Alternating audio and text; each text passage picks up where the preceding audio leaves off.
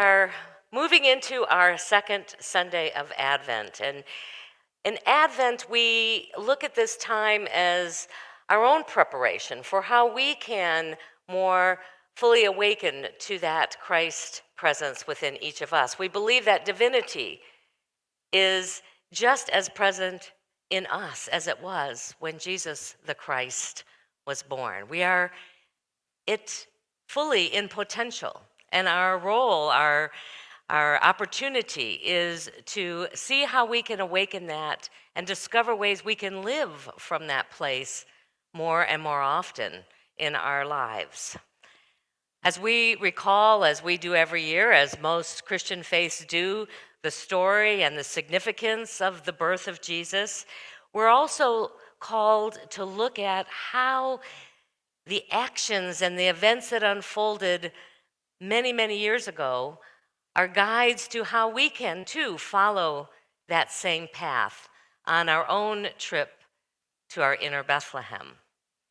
This story can certainly guide us morally. It can demonstrate what happens when we live in that place of cooperation, especially that place of cooperation with God, with the guidance that we're receiving. And when everyone does that together, miraculous things seem to unfold. It reminds us of the infinite possibilities that are present for each of us when we're open and willing to step into them. We also look at this story on a metaphysical level. We want to understand what lies underneath it as an eternal story in ways that we can follow in these same footsteps. It's the possibilities for each of us that we can put into practice today. It's an invitation to discover that place within ourselves so that we too can fully be born anew. Understanding the metaphysical meanings and bringing new light to this traditional Christian story can guide us, can be mystical for us, and even have the opportunity to experience those same miracles that the shepherds and the wise men and Mary and Joseph and all of the players who were present for the birth of the Christ. So this morning I want to focus on three of those people who were an integral part of this story, and that is the wise men, the star, and then we can't forget about Herod. Herod was right in the midst of all of this. So we want to look at these characters to understand what they represent for each of us and how we can use their same wisdom and understanding in our own journey. The three wise men, they enter the story, interestingly, after the birth of the Christ, after the birth of Jesus. When they see this brilliant new star in the sky and understand it through an intuitive awareness that this represents the birth of the King of the Jews. We're told that these magi are coming from the east, likely Persia or Arabia, Mesopotamia, we aren't quite sure, but someplace where they were very learned men. They understood astrology quite well and the science of that time, and they were willing to risk all that they had in their homeland to go on this journey and discover something new. This star beckoned them to step out into the world in a new way. They traveled to Jerusalem, assuming, and it makes sense, Jerusalem was the head, the seat of the temple of the Jewish people. So if the King of the Jews is going to be born, where else should the King of the Jews be born but in Jerusalem? So they head to Jerusalem and start asking around, where is this king that this star has informed us has now come to be on the earth? And nobody knew what they were talking about. And yet word got back to Herod that these wise men from the east were in town asking about the birth of the King of the Jews. And so he called the priests and the scribes of the temple and said, "What do you know about this?" And they're like, "Well, we don't know." And they said, "Well, what does prophecy say? Where is this King of the Jews that the prophets of the Old Testament had said was going to take place?" And they said, "Well, according to the prophet, especially in Micah, it is Bethlehem of Judea."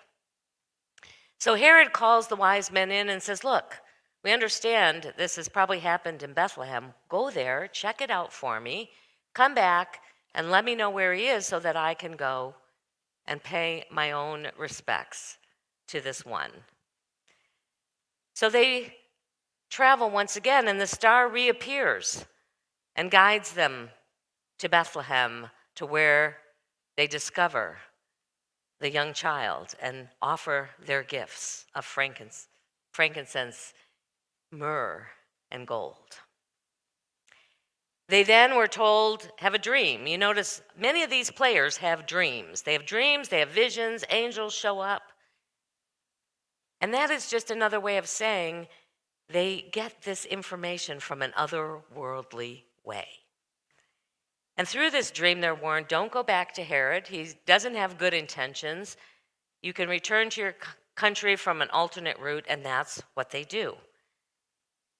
And then at the same time, Joseph, we're told, also has a dream that warns him to take Mary and Jesus and flee to Egypt for a period of time, for they are in great danger. And sure enough, Herod, when he realizes he's been duped and the wise men never have returned and have now journeyed home in a different route, is so upset that he orders all of his men to go and to eliminate, to kill any child that's 2 years or younger. He wasn't quite sure when this new child had been born, so he tries to cover his bases and says, we're going to kill any male children 2 years or younger that live in that region of Bethlehem. Within a year, Herod dies, and we're told that the family returns, and in this version of the story, they relocate to Nazareth. They were in Bethlehem, and now they go to Nazareth. So as we're going through these stories that we've probably heard many, many times in our lifetime, the question always, whenever we look at any Bible story, is how does this relate to my own journey? How does this reflect what is the highest and best way for me to make that discovery of the Christ child? When we look at it metaphysically, the star represents divine ideas. The wise men are about our ability to grab hold of those divine ideas. And Herod, at least from those who have done some inner exploration, represents our egocentric ego. Notice I just didn't say our ego, because we all have an ego. It is our egocentric, when the ego has now taken over and is the one in charge. It is all about the ego. And that ego wants to cling to and to try and protect its place in the world. So we look at these different characters to see how we can also tap into those aspects of ourselves, because we represent all of these players in potentiality anyway. We are the wise men, we are the star, we are Herod, at least in potential. Because the wise men have come from the east, whenever we see that in the Bible, typically represents the spiritual realm. So these wise men have come out of the spirit that is both within us and all around us. And they symbolize spiritual wisdom, that wisdom that we can tap into when we are open to it, when we are listening, when we are available and willing to take information that comes in seemingly otherworldly ways. That's the hard part. It's interesting that only these magi can see this star. Nobody else seems to be awakened to this place in the sky that now is so brilliant. And the star is there specifically to guide them. Just as no one else, I believe, can discover this same kind of divine wisdom for us. Whatever that light is for us, it is there to guide us. We have to be willing to see it and follow it ourselves.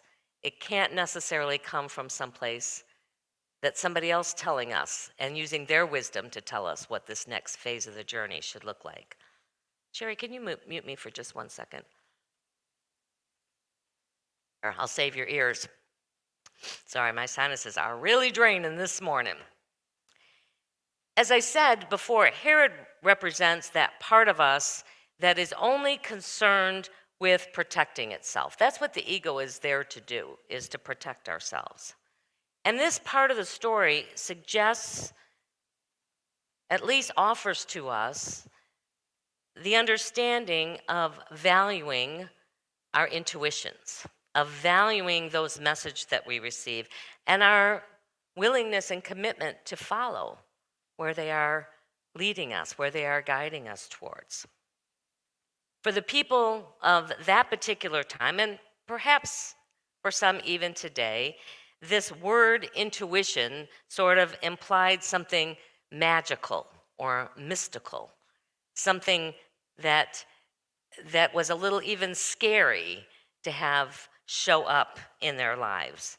And certainly over the last 500 years or so, reason and intellect have become the superior to any other method. That since the age of enlightenment, we've said, okay, all of this kind of woo-woo stuff we're going to put over here, and we're going to make our decisions, we're going to use, excuse me, the guidance of reason and logic to lead us into a greater experience and a greater world for which we can live in. It's only been probably the last 50 years or so that we've sought to understand what this thing that we call intuition is. This seemingly supernatural aspect of our human experience is really being greater understood through brain science and research. If you go out there and look at it, beginning with Jung, who tried to understand the human psyche, all the way to how they can measure this intuitive energy in our brains and where it's located and what seems to activate it, is becoming more and more mainstream now. It's becoming normal, if you will. The part of the brain where this intuitive capacity resides is in the limbic part of the brain. All right, I'm sorry. Clear that out. All right. And it is the aspect of us that receives information in a different way. It doesn't receive it through the left side of the brain, which is where we process reason, logic, analysis. It comes from the creative side of the brain, the side of the brain that is willing and able to see things from a different perspective and not just be making decisions based on past experience. One of the things that they've discovered that I just find fascinating is that this part of the brain, this intuitive part of us, what it's able to do is bypass all the analysis and access the subconscious brain in a series that's much quicker and come to a different kinds of decision. The analysis part of our brain is much slower to operate. So what seems like comes in an instant is just a reflection of this different part of the brain who can make its decisions much quicker. It was set up to be that way because we have to have those when we're in physical danger. You know, we need to know. We can't be pondering what our next steps should be. But this access is the same whether it's at an emotional level or even at a spiritual level. Um, it allows for insight. And insight is just, again, that processing through the subconscious mind and allowing that to find solutions that are different or find ideas that are different. Have you ever had this happen where you're really trying to solve something and you work on it and you work on it and you work on it and you get frustrated and finally you just go, all right, you just set it aside. And then when you're in the shower or you're driving down the road, all of a sudden, ba-bam, it just seems to magically pop into your brain exactly what you had been seeking in the hours of analysis that you were doing about it. And it is that part of us that just allows our minds to continue working subconsciously on something. You know, sometimes we sleep on it. They say, well, just sleep on it because it allows the subconscious mind to be working on it. And then you wake up in the morning and you go, aha, that's exactly the right answer or solution to that. Sometimes they call this implicit knowledge. It's not otherworldly coming in from some other source. It's all within us. It's just a different way of tapping into it. And this part of our processing of the brain, there's also something that they call non-local intuition, meaning it's not within us, or it's not within us in the same way that we can access it in others. This is probably the more woo-woo part that we're still trying to understand how it works. Some would say it's clairvoyance. Some would say that it's some other kind of supernatural experience that we have. Some might say it's angels or guides or our loved ones that are, there supporting us, giving us different kinds of ideas. It's something that doesn't seem to have, an experiential source to it that we can tap into from what we've accumulated so far in our life's journey. I believe that this part of the brain has the ability to receive things from the spiritual realm, whatever you want to call that realm, whether it's God or Jesus or an answer to a prayer, but we have the ability to receive things that we wouldn't otherwise be able to really know or understand. Just like these wise men, they saw a new star up there and somehow they intuitively knew that this represented the King of the Jews, as they called this newborn babe, or as we call today, Jesus, or Jesus the Christ. Herod represents that part of us that gets intimidated and threatened by these kinds of ideas that we aren't really sure where they came from. It can represent our logic and reason. I don't know if you've ever had the experience of talking yourself out of something when you've gotten this brilliant idea and then all of a sudden the logic starts working, the reason starts working and telling you all of the ideas about why that wouldn't work or how you shouldn't do that or why that is a dangerous place to be going to second guess ourselves when we get this brilliant awakening and then we go no, because it just seems so outside of what we've experienced up to that moment. There was a time when I was going on an interview years ago and I got this thought, I should wear that red dress. And then all of a sudden, the other left side of my brain said, you can't wear red to an interview. Red, that's too loud. That's too, they're going to see you and think, you're way too aggressive if you wear red. You need to wear neutral colors when you go to an interview so that you don't, trigger anything in it. And I talked myself out of it. I don't know, and that was one particular job I didn't get. Now, I don't know if I would have worn red, if I would have gotten the job, because they would have said, oh, this person's got some energy. They've got some vibrancy to them. And if I was just in my black, I just seemed like everybody else.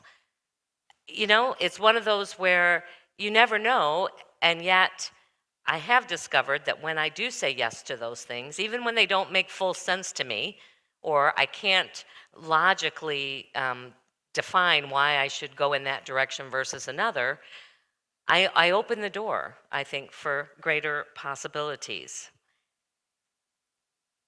You know, as we get more and more understanding of how our consciousness works, how this thinking and feeling part of us works in conjunction, science is realizing that intuition is simply another kind of data.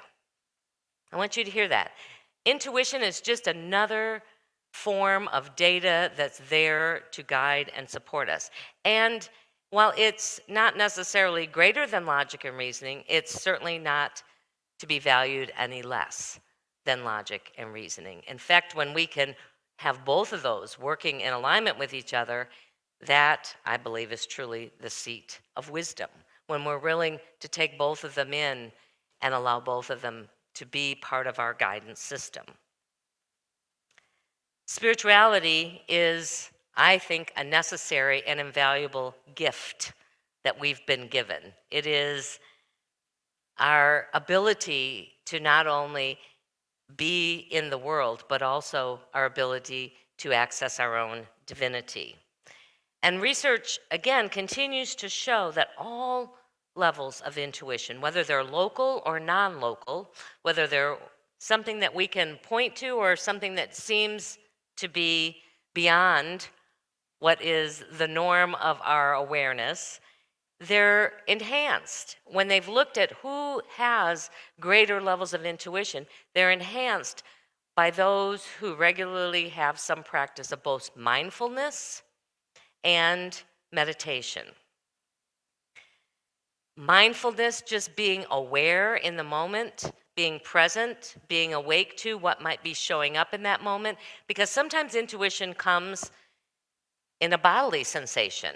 You know, have you heard that the hairs on your arms stand up? Something, you feel a certain sense of energy in the room. That's part of our intuition. Sometimes it comes through thoughts, but unless we're present in the moment, we may not catch those. Sometimes it comes through our hearts. In fact, often it will come through our hearts. We'll feel a sense of something. We'll feel a sense of either comfort and peace sort of settle over us for no particular reason, or we might feel a sense of unrest. And we want to pay attention to all of that. And so as we move into this time of meditation, and I put a star being birthed up here today. So you can do your meditation with your eyes closed, or you can have this meditation where you're simply pondering a star being birthed and how that's showing up as we go through this meditation and see this beautiful image and see and just be open to what guidance may come as a result. So I invite you to just get comfortable, let go of all these thoughts that might have been moving through your head, and just be present in this moment. Take a moment just to pay attention to your body and seeing how it feels in this time and in this moment. And if you find some stress or discomfort, just take a deep breath, and as you let that breath go, imagine that stress or discomfort is also being released with that breath.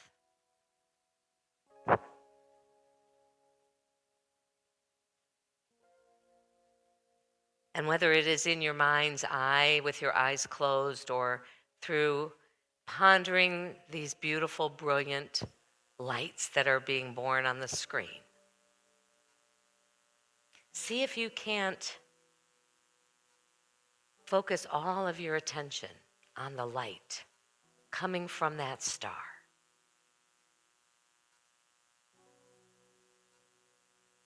These streams of light flowing into every part of your being, body, mind, and spirit, flowing in to that part of you that perhaps has been in the dark, and allowing this illumination to dispel any darkness within your being. And then simply be open to what is seeking to arise for you right now. Affirm that in this moment, I'm open to seeing what I need to see, to knowing what I need to know.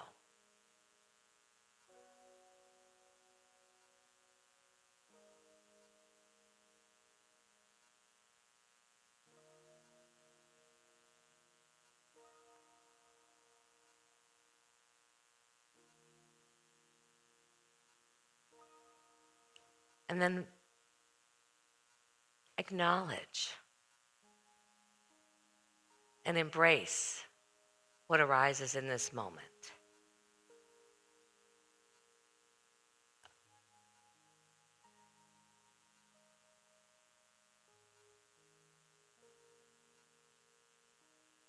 And make a commitment that you will explore this guidance, these thoughts, these emotions, just as vigorously as you will follow the usual thoughts that flow into your logical mind. That you will be open to whatever your guiding star leads you towards.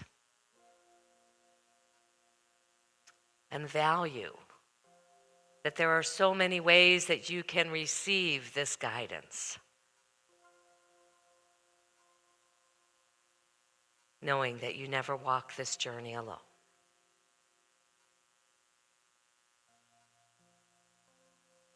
Take another deep breath in.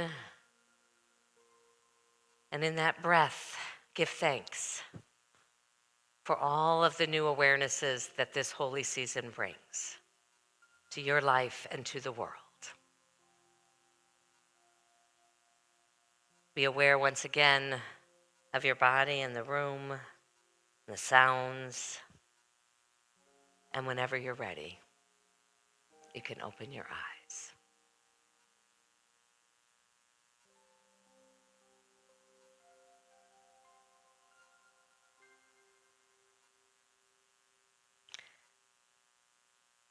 So in our own journey to awakening our inner Christ, which is what this Christmas season is all about, as we're willing to be guided by our intuition, we are blessed by the ways in which we now become aware and open to what has likely been around us all the time. We're just awakened to it. We're focused on it.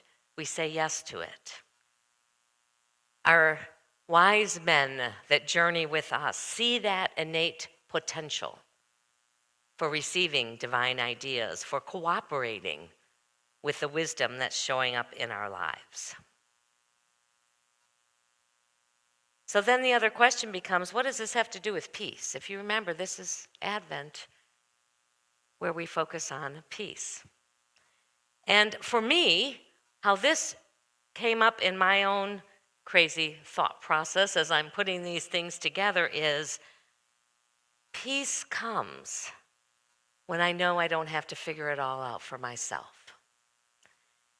So much of the stress of my life is because I forget that I've got other resources and I think I've got to figure it out all on my own.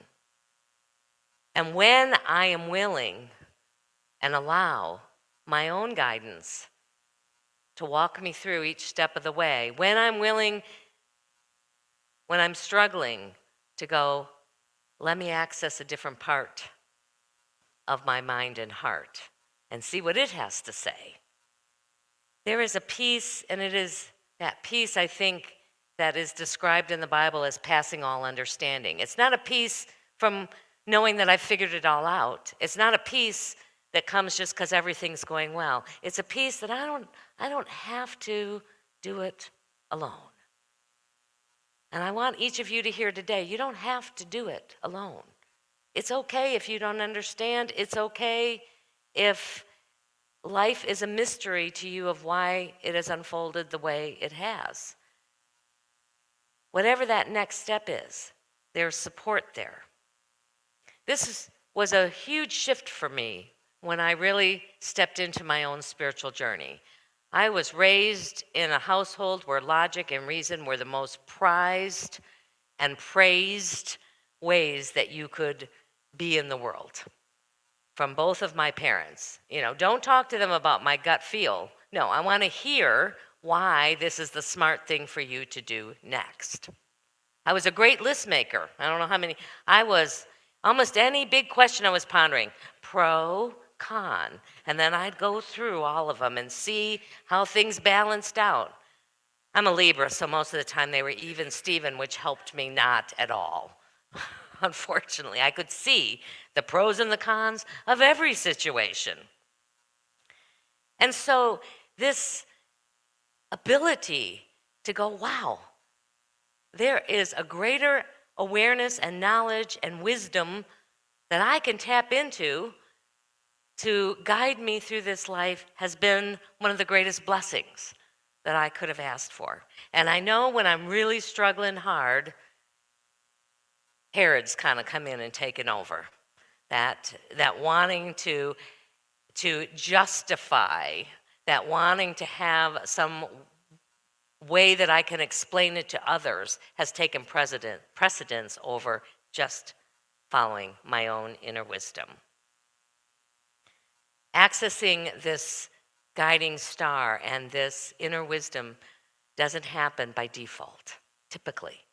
We have to be willing to, through intention, access it and to successfully navigate this aspect of our spiritual journey, of the one that is leading us to our own inner Christ. We have to practice getting still and listening to that still, small voice, because that is the voice of wisdom. Wisdom will whisper. It doesn't usually yell. And so we have to be quiet enough to hear it. So in this holy season, may you find peace in the hustle and bustle of this season as you take moments to go within, to seek out illumination and guidance, and trust in the wisdom that your heart is giving you, that heart that is the manger of your divinity.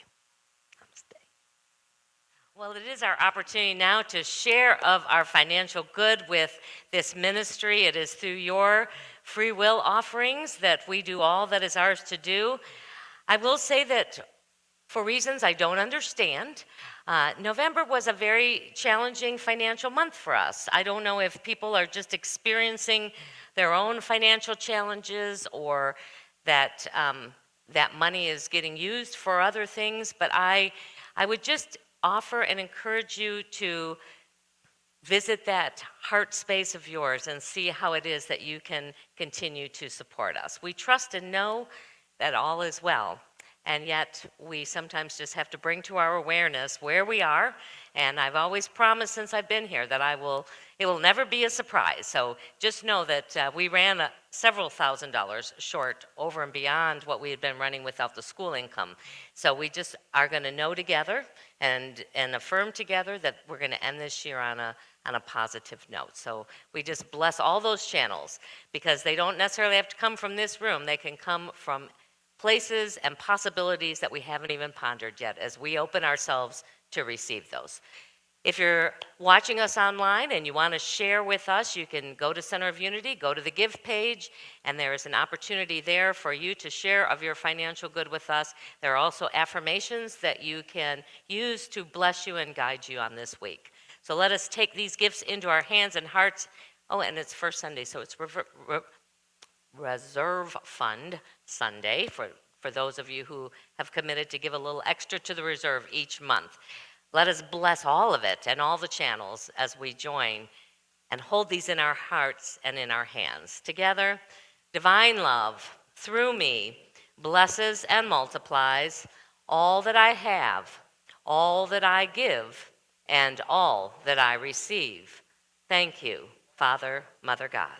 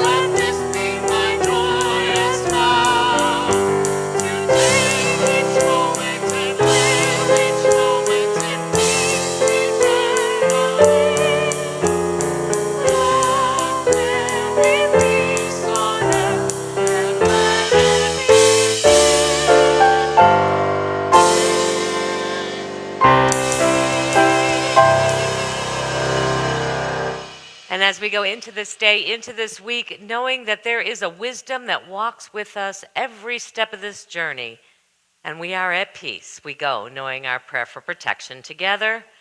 The light of God surrounds us. I am the light of God. The love of God enfolds us. I am the love of God. The power of God protects us. I am the power of God. The presence of God watches over us. I am the presence of God. Wherever we are, God is, and all is well.